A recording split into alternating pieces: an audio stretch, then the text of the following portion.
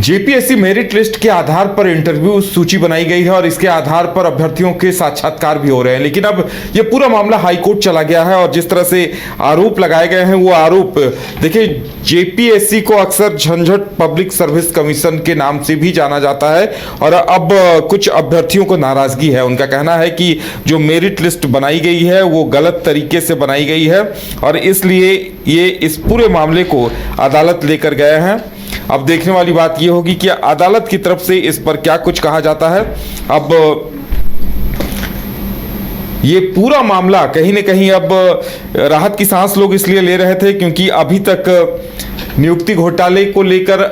इससे पहले जितनी भी जेपीएससी की परीक्षाएं हुई हैं वो अदालत की चौखट तक पहुंची हैं, लेकिन लोग राहत की सांस ले रहे थे कि अभी तक ये जेपीएससी जो 11वीं से 13वीं जेपीएससी थी इसे लेकर इस तरह की बात सामने नहीं आई थी। लेकिन अब जो मेरिट लिस्ट बनाई गई है उसे लेकर एक बार फिर से विवाद सामने आ गया है। ज्यादा जानकारी के लिए करिश्मा है। करिश्मा, क्या कुछ वजह बताई जा रही है इस विवाद के पीछे?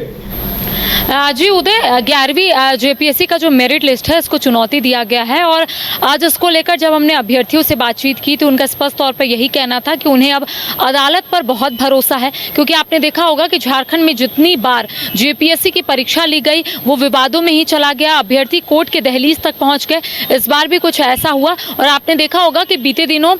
जो याचिका दाखिल की गई थी उस पर सुनवाई भी हुई है और जो अगली तारीख दी गई है, यानी कि सुनवाई की जो अगली तारीख है वो 23 जुलाई है और अभ्यर्थियों को काफी उम्मीद है। देखिए, अभ्यर्थियों का स्पष्ट तौर पर यही कहना है कि इस बार भी एसओपी का उल्लंघन हुआ है, क्योंकि डिजिटली तरीके से कॉपी जो है वो करेक्शन किया गया है। इसके साथ ही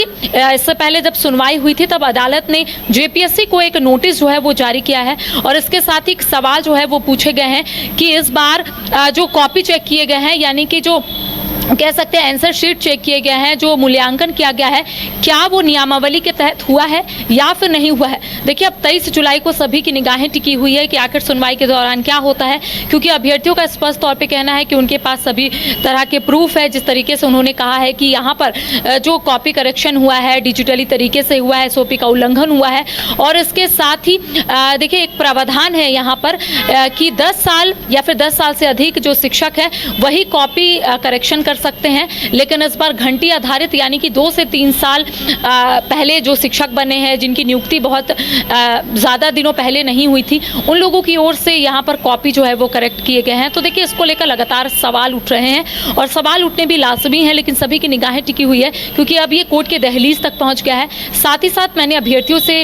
बातचीत की कि क्या वो लोग मुख्यमंत्री हेमंत सोरेन से मिलेंगे, क्या सरकार से कोई उम्मीद नहीं थी इसलिए वो लोग अदालत गए। तो उनका कहना है कि मुख्यमंत्री हेमंत सोरेन से बहुत उम्मीद है, सरकार से बहुत उम्मीद है और यही वजह है कि उन लोगों की ओर से रणनीति बनाई गई है कि बहुत जल्द तमाम जो अभ्यर्थी है वो मुख्यमंत्री हेमंत सोरेन से मुलाकात करने के लिए जाएंगे, अपनी परेशानी को उनके समक्ष रखने की कोशिश करेंगे। इससे पहले भी आपने देखा होगा कि जब जेपीएससी की परीक्षा हुई थी, जब रिजल्ट प्रकाशित नहीं हुआ था, तब अभ्यर्थी भूख हड़ताल पर बैठे हुए थे, जेपीएससी कार्यालय के समक्ष लगातार मांग कर रहे थे और ये कहते हुए नजर आ रहे थे कि जब तक रिजल्ट प्रकाशित नहीं होगा वो लोग यहीं पर बैठे रहेंगे, यहीं पर प्रदर्शन करेंगे। अब देखिए, जब मेरिट लिस्ट सामने आया है तो उसको चुनौती दी गई है। अभ्यर्थियों का स्पष्ट तौर पे कहना है कि देखिए, अभ्यर्थियों का साफ कहना है कि डिजिटल मूल्यांकन कराया गया और थर्ड पार्टी एजेंसी को अगर कॉन्ट्रैक्ट दिया गया तो किस आधार पर दिया गया, किस निविदा के आधार पर दिया गया और घंटी आधारित शिक्षकों से, तो ये तो बहुत गंभीर आरोप है। अगर ऐसा हुआ है और इसे स्पष्ट नहीं किया जा सकता, अब तो हाईकोर्ट ने भी नोटिस कर दिया है जेपीएससी को।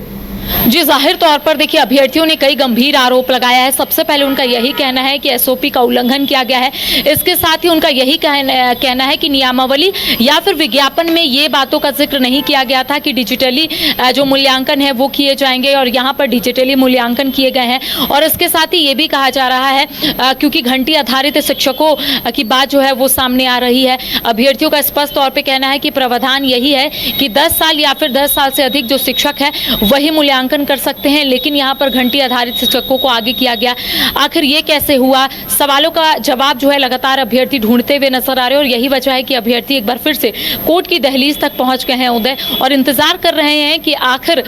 कब उन्हें न्याय मिलेगा। उनका कहना है कि कुछ दिन के बाद मुख्यमंत्री हेमंत सोरेन से भी मुलाकात कर अपनी परेशानी जो है वो सीएम हेमंत सोरेन के समक्ष रखने की कोशिश करेंगे। साथ ही साथ उनका कहना है कि झारखंड का दुर्भाग्य है, क्योंकि आपने देखा होगा कि लगभग यहाँ पर जितनी भी नियुक्ति प्रक्रिया है विवाद विवादों में चली जाती है, या फिर